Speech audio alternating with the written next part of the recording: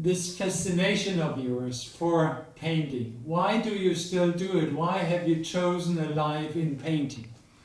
Because I like paint. I like the effects that paint has on my physical self.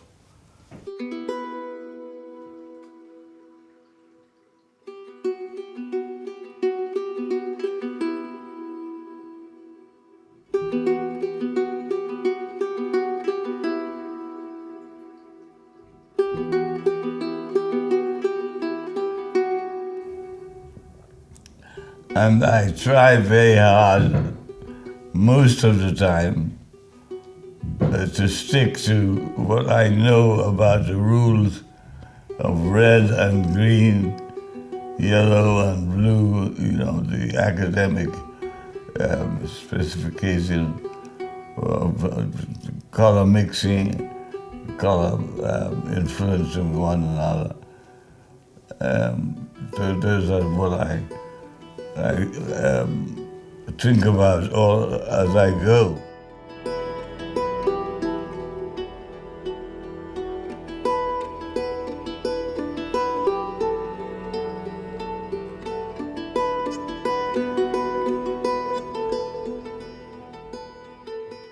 I follow my sense,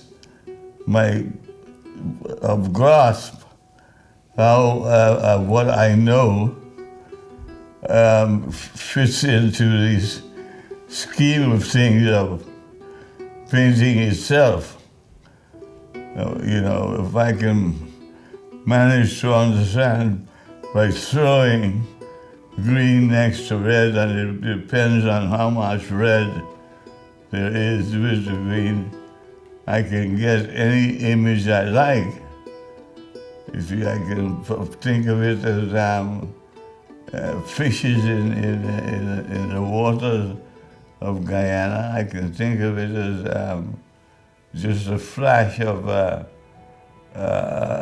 clothing from an individual that I've taken a liking to, a woman or a man for that matter.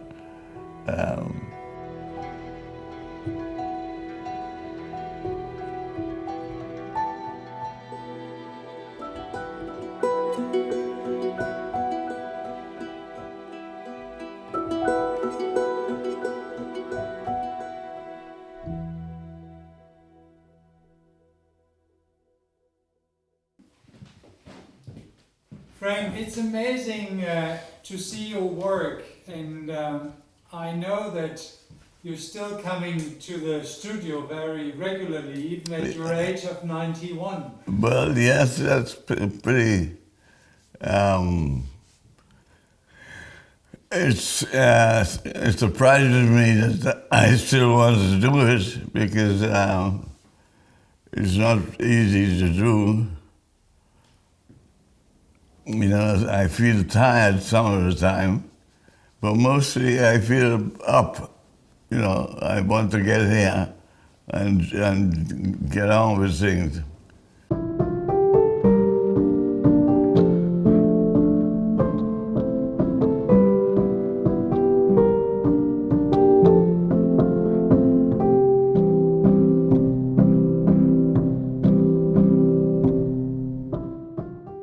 This magic thing of making me feel that I'm doing something worthwhile.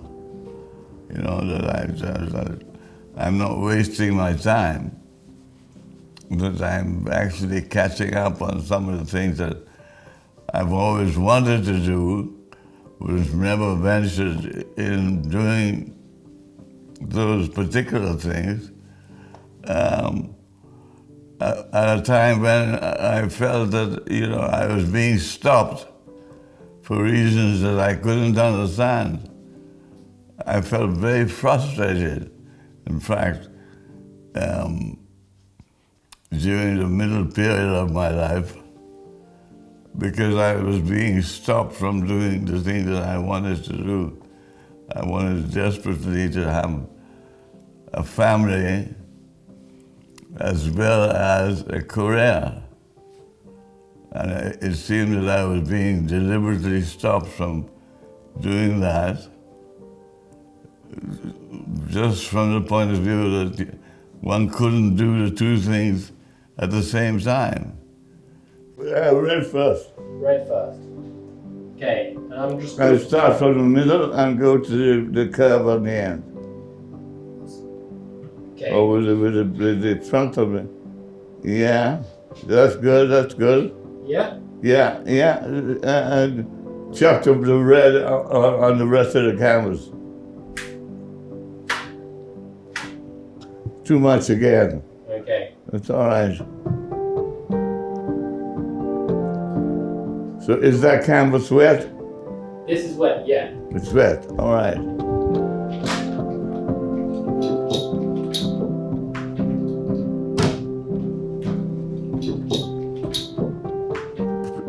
Lift it from back there. Oh, yeah. Okay. Lift it and let it move. Okay. Yeah. And down it now. Down.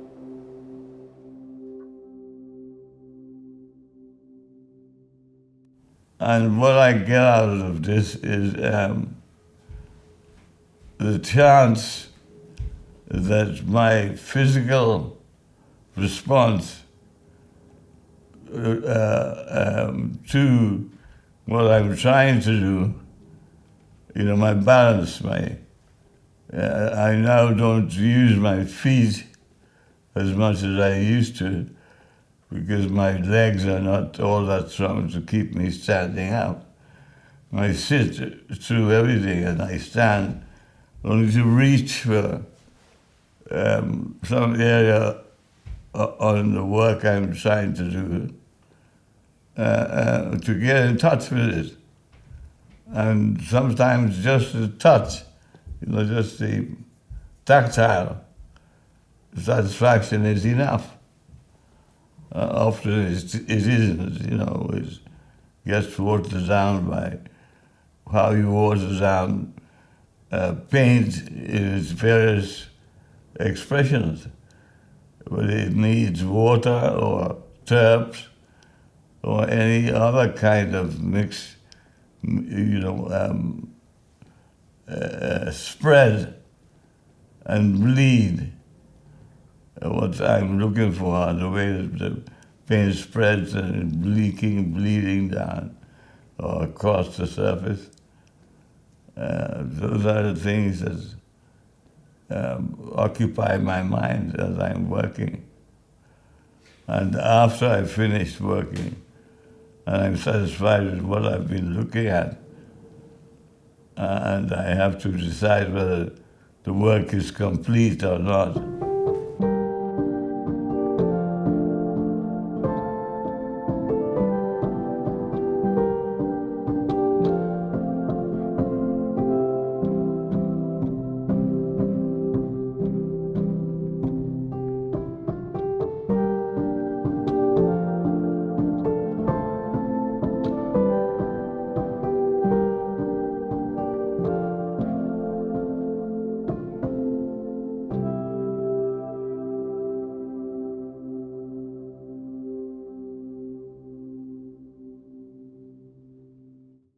What is your relation to color? How do you choose?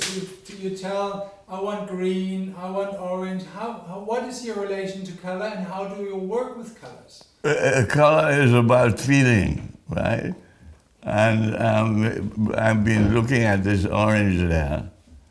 And what I'm trying to do nowadays is to make sure that the color that is supposed to be in the background, as opposed to the continent of South America, matches what South America seems to mean to me still, fertile land. I want it all to be fertile, the land. I'm not afraid of mixing color because that's how it appears to me, that almost everything has enough color for you to concentrate on color all of the time.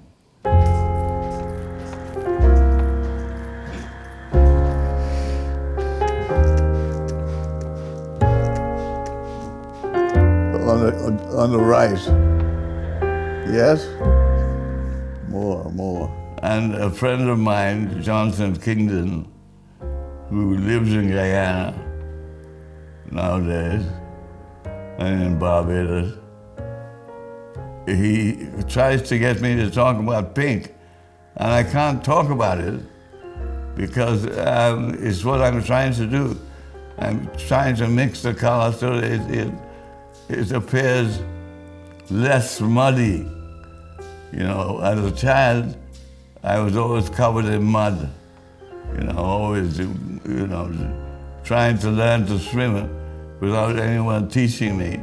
For instance, so I had to go and jump in the mud. Almost always it was, I would be caught out by my parents being muddy.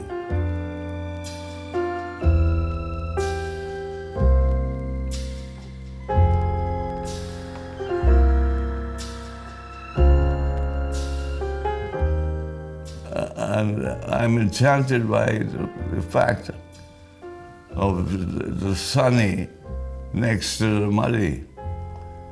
You know, so I use hot color for that reason.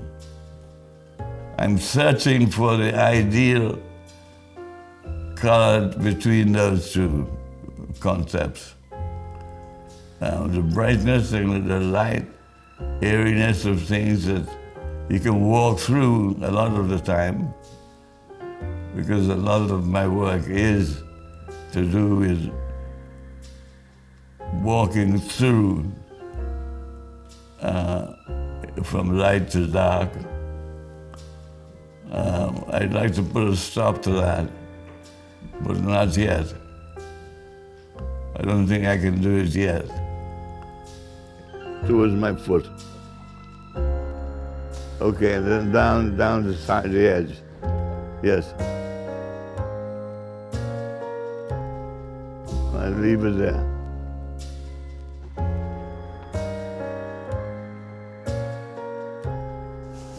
You want more green on there, on the brush? Yeah, I'm just wetting it first, right? Okay. I throw, nowadays anyway, one color into the other. And you sit there, or stand there, or just be around the fact that it changes in front of you as you go along. So you have to follow it.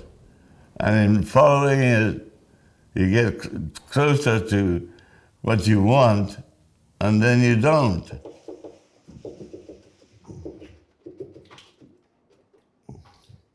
What? No, just chuck it out, Yeah. right there. You know, it works in exactly the same way and time, in that in throwing the color one into the other, the changes that they make, some of it attracts one immediately, and some of it you get sour because it's going to change again very soon. And that leads only to the darkness of the objects you're trying to get to. Whereas I would like to keep the light side of things always.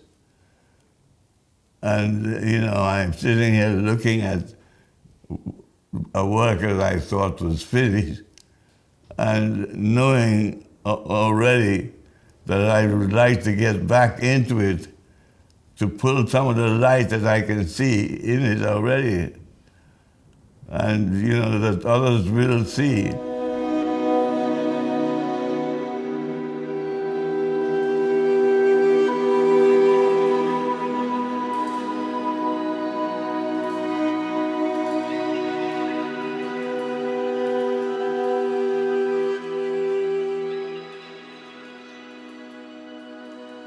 I don't know why water is so important to me.